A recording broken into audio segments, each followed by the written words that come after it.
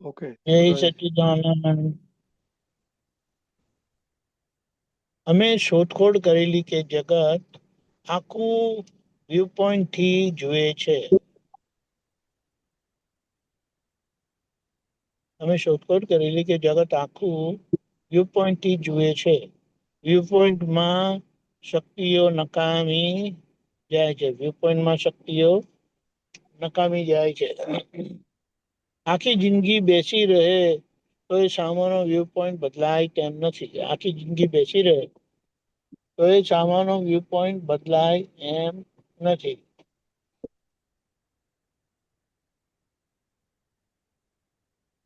અભાવ તિરસ્કાર ન હો એટલે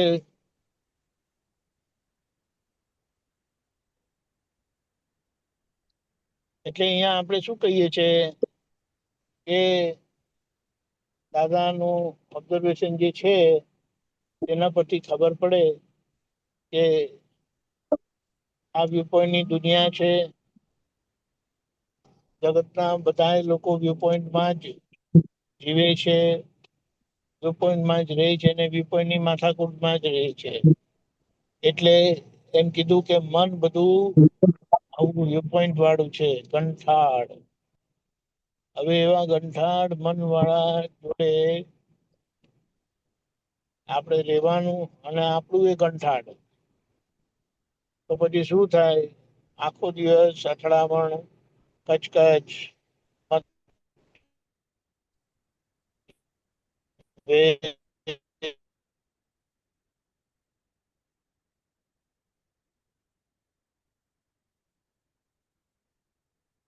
દીપકાનજી,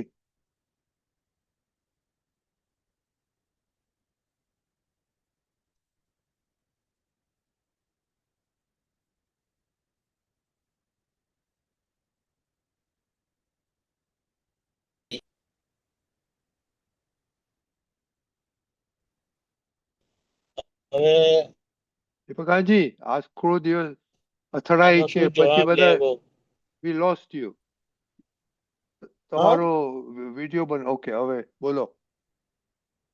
હા, એટલે કહેવાનું શું છે, અથડામણમાં બધું જીવન જાય છે.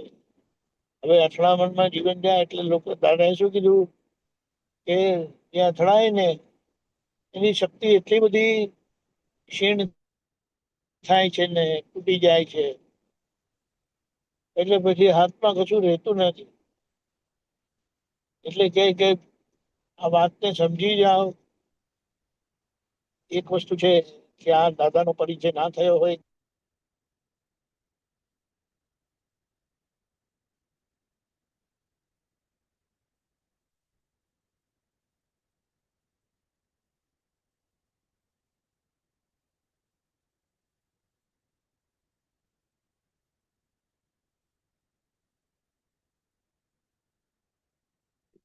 દીપકાનંદજી,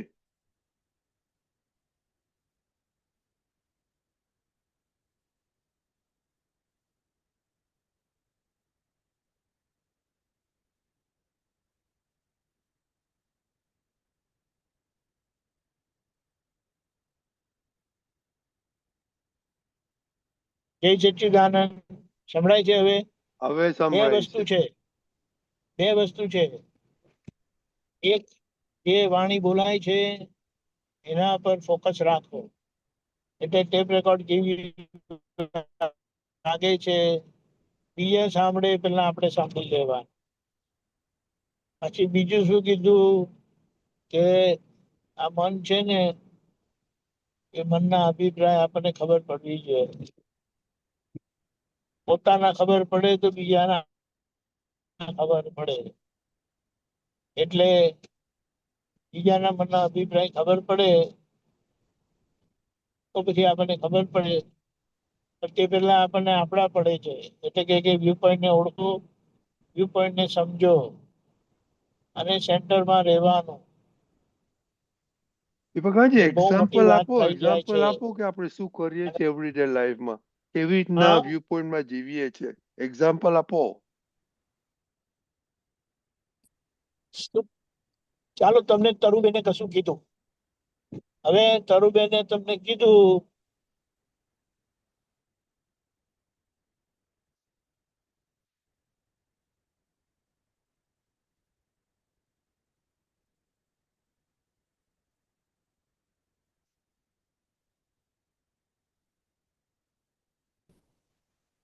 સંભળાય છે ને? હા. હવે સંભળાય. તમારો તરુબેને કહ્યું, તમારો હા તરુબેને કહ્યું એવું પછી ના સંભળાણું. તરુબેને કશું કીધું એટલે તરત તમારો વ્યૂ પોઈન્ટ અંદર એક્ટિવ થઈ જાય. અને હવે આ તમે તમારા વ્યૂ પોઈન્ટ ને જોઈ નથી શકતા, ઓળખી નથી શકતા, વાંચી નથી શકતા, એટલે પછી એમનો વ્યૂ પોઈન્ટ તો પકડાય જ નહીં. એટલે પછી સ્વાભાવિક એવું થાય કે તમે તમારા વ્યૂ પોઈન્ટ ને પકડી રાખો. હવે વ્યૂ પોઈન્ટ ને વ્યૂ પોઈન્ટ તરીકે ઓળખે તો સામાનો વ્યૂ પોઈન્ટ બી ખબર પડે, અને તમારો વ્યૂ પોઈન્ટ ખબર પડે, સામાનો વ્યૂ પોઈન્ટ ખબર પડે, તો તમને ખબર પડે ડિફરન્સ શું છે, અને તમારું એડજસ્ટમેન્ટ આવે. એટલે એડજસ્ટ થાય અને છતાં પોતે સેન્ટરમાં રહે. સેન્ટરમાં રહેનારને જ વ્યૂ પોઈન્ટ સમજાય, પોતાનો સમજાય, બીજાનો સમજાય, અને એડજસ્ટમેન્ટ નો ભાગ બહુ કુદરતી અને સ્વાભાવિક રીતે આવતો જાય.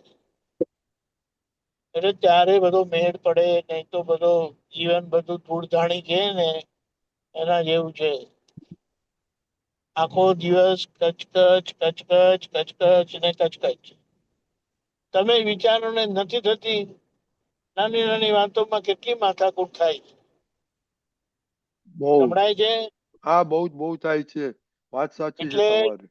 આપણે એક જ વસ્તુ નિયમ રાખવાનો, આપણા તરફથી વાદ જવું ના જોઈએ. વાદ એટલે બોલવું ના જોઈએ. બીજા બોલાવે તો આપણે બોલવું, અને જેટલા કામ પડે ઘરના સંબંધોમાં છે, ઘરના વ્યવહારમાં છે, કામના વ્યવહારમાં છે, એટલે એ બધા સંજોગો આવવાના જ્યાં તમારે બોલવું પડશે, તમારે પહેલ કરવી પડશે બોલવાની. એટલે એને વાત કહેવાય. હવે તમારી વાત ઉપર સામા વિવાદ કરે તો તમારે તરત ફરી જવાનું. એ વિવાદ લગી પહોંચવા દેવું નહીં. પણ આમાં થાય શું, તમારો વાત થાય અને તમારો આગ્રહ જ હોય કે આમ જ કરવાનું. હવે સામા પણ એમના વ્યૂ પોઈન્ટ સાથે છે, એટલે એમના મન સાથે છે, તમે તમારા મન સાથે છો. એટલે હવે આ બે બે મન એક ક્યારે થાય?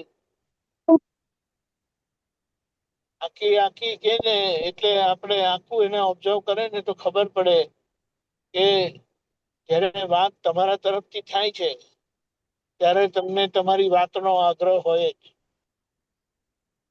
બરાબર.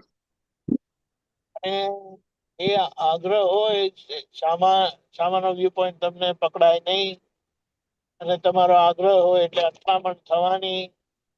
તમને એ પણ ખ્યાલ નથી આવતો કે તમારું મન સામાના મનથી વિરુદ્ધ થયું, જુદું થયું. તો દાદા કહે છે અમારું મન જુદું થાય તો અમને પોસાય જ નહીં, અને આપણું મન જુદું થયું તે આપણને ખબર પડતી નથી. એટલે હવે શું થાય એ વિચારો, તમે બોલો. એટલે આ રીતે અથડામણ થયા કરે છે, અને અથડામણ થાય તો ત્યાં બહુ મોટું નુકસાન છે. એટલે આ રીતે આપણે બધાના વ્યૂ પોઈન્ટ ઓળખતા થઈએ, પોતાના પણ ઓળખતા થઈએ. કારણ કે કેન્દ્ર વગર વ્યૂ પોઈન્ટ ઓળખાય નહીં. કેન્દ્રની સ્થિરતા એ જ વ્યૂ પોઈન્ટ ઓળખાવે.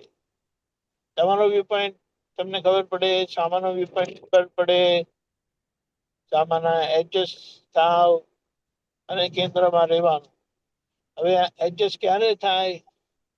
તો કે પહેલા નિશ્ચય જ થાય મારે સંભાવ્ય નિકાલ કરવો છે. હવે એ નિશ્ચય જો રૂપકમાં આવે, વ્યવહાર એ પ્રમાણે થાય, તો પછી તમારી અથડામણ ના થાય. પણ જો અહીંયા તમને એ ખબર ના પડે તો પછી મુશ્કેલી થાય. એટલે પછી અથડામણમાં બધું બગડી જાય.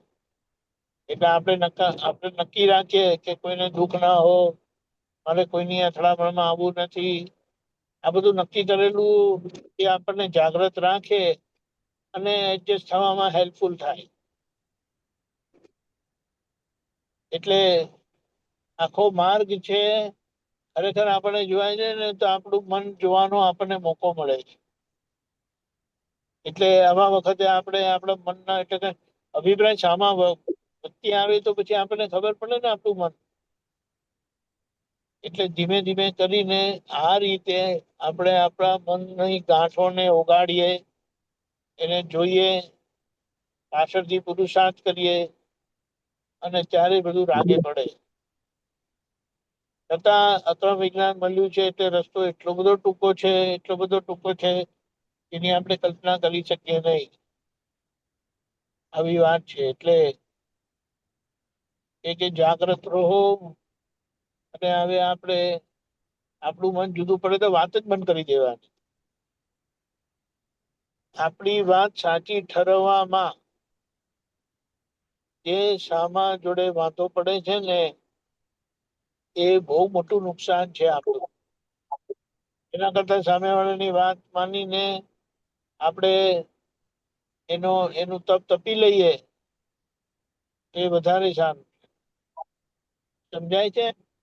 હા હા, બરાબર છે, બરાબર છે. આવું છે. એટલે આ તો કે ને કે છૂટવાનો રસ્તો ક્યારે હતો નહીં અને દાદાએ આટલો સહેલો કરી આપ્યો છે. એને સમજી સમજી સમજીને નક્કી રાખીએ તો નક્કી કરેલું ક્યારે રૂપકમાં આવશે. જય સચ્ચિદાનંદ. ત્યાં પણ દીપિકા ઘણી વાર એવું થાય કે આપણે ધીરજ નથી રહેતી એટલે બોલાઈ જવાય છે, એમાં પ્રોબ્લેમ થઈ જાય. એ આપણે એનો કચ્છાનો વાંધો રાખતા નથી, પણ એના પછી શું? Vote after that? યા પડી યા ગયા બરાબર પછી જમીન પર પડેલા જ રહેવાનું. ઉભા થઈને ચાલવા માંડવાની સમજણ છે. બરાબર છે. એટલે ગાડી આપણી અટકે નહીં. એને ખબર પડી જાગ્યા ત્યાંથી સવાર કે ખબર પડી એટલે તરત એને સુધારી લો. હવે એમ સુધારતા સુધારતા દાદા કે અમે એટલો માર ખાધો છે ને કલ્પનામાં આવે એવો નહીં. કારણ કે અમે બિલકુલ આડા હતા, આડાઈથી જ ભરેલા હતા. સામાન્ય બરાબર વાત માનવી નહીં, સામાન્ય વાતને એડજસ્ટ થવું નહીં, એ બધી આડાઈ જ છે બધી. અને એમ કે મોક્ષે જતા આડાઈ જ નડે છે અને સુખી થવાના માર્ગમાં પણ આડાઈ જ નડે છે. બોલો, આવું છે. બરાબર. અશોકાનંદજી જય સચ્ચિદાનંદ. કઈ છે છે? હા, જય સચ્ચિદાનંદ. હા, અમે શોધખોળ કરેલી કે જગત આખું વ્યૂ પોઈન્ટ થી જુએ છે. વ્યૂ પોઈન્ટમાં શક્તિઓ નકામી જાય છે. આખી જિંદગી બેસી રહે તો સામાન્ય વ્યૂ પોઈન્ટ બદલાય તેમ નથી. સમજાય ને? એટલે આ એક જ લાઈનની અંદર દાદા કેટલી મોટી સમજણ આપી દીધી. કારણ કે દરેક માણસ એ એના વ્યૂ પોઈન્ટથી જ કઈ પણ વસ્તુ હોય એ જોતો હોય છે. અને સામેનો અને અત્યારે આપણી મેક્સિમમ જે શક્તિઓ છે એ સામેના વ્યૂ પોઈન્ટને બદલવા માટે જ વપરાતી હોય છે. કે જે મારો જેવો વ્યૂ પોઈન્ટ છે એવો જ એનો વ્યૂ પોઈન્ટ થઈ જાય તો બે જણને મેચ થઈ જાય. નહીંતર મેચ થાય ને. મોટાભાગની અથડામણ અલગ અલગ વ્યૂ પોઈન્ટની મોટાભાગની શું જગતની સર્વ અથડામણ અલગ અલગ વ્યૂ પોઈન્ટોની જ છે. અને આ જેટલા બી ક્લેશ કંકાટ જે પણ થાય છે એ વ્યૂ પોઈન્ટ ડિફરન્સ થાય છે એના આધારે. અને બેવનો વ્યૂ પોઈન્ટ ક્યારેય ભેગો થાય નહીં. માટે શક્તિઓ ખોટી, દાદા કહે તમે ખોટી શક્તિઓ વાપરવા જેવી નથી. એ કહેતા આપણે જ સુધરી જાવ કે સામાન્ય સુધારવા જઈએ, સુધારવા એટલે સામાન્ય વ્યૂ પોઈન્ટ બદલવા જઈએ એના કરતા આપણે પોતાના જ વ્યૂ પોઈન્ટ બદલી નાખીએ તો આપણને ફાયદો થશે અને ક્લેશ કંકાસમાંથી મુક્ત થશે. એટલું બહુ સુંદર વાક્ય છે. આ વાક્ય આપણે ખાલી જો કરીએ ને કે સામો શું કહેવા માંગે છે, એનો વ્યૂ પોઈન્ટ સમજવાની કોશિશ કરીએ ને તો પણ ઘણા એવા ક્લેસીસ ઓછા થઈ જાય એવા છે. જય સચ્ચિદાનંદ. કઈ છે ત્યાં? દેવમ તું શું કરે છે? મમ્મી ને સાંભળે છે કે પછી મમ્મીની આ સામે આર્ગ્યુ કરે છે? ના ના, ના ના શું? એ ડોર ક્લોઝ કરવા નથી કહું. સાંભળતો એમ. હા, એ તો અમને ખબર છે. હે? તારે તારે ડોનટ ખાવું હોય છે કે પછી શાક રોટલી ખાવાની? આ તો હું શું કહે છે, હું બહુ 2-3 વર્ષ પહેલાની વાત કરું છું. એમાં હવે શું જ કરે તું? હમ હે હા શું હા શાક રોટલી ખાય છે કે પછી ડોનટ ખાય છે? મમ્મીને આવેલું ચોરીથી પપ્પાને ખબર ના પડે એવું કરે છે તું? ના ના, વેરી ગુડ. ઓ, તું ડાયો થઈ ગયો?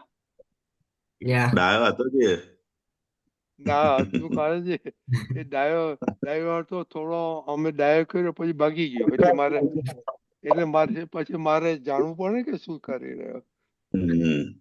Very good, very good. આપણે બધું સત્સંગમાં આવે છે, બહુ ઇમ્પ્રુવમેન્ટ સારું થશે. ઓકે, અને ટાઈમ મળે તો 9 વાગે જોઈન થજે. હમ હે, અને તારો ફ્રેન્ડ શું કરે છે નાટક વાળો? તારક ને 11th માં કોમર્સ ને કયા સ્ટેન્ડર્ડમાં આવ્યો? 11th. 11. એને કહેજે દાદા યાદ કરતા હતા. હા ચાલો, ઓકે. જય સચ્ચિદાનંદ. We can start.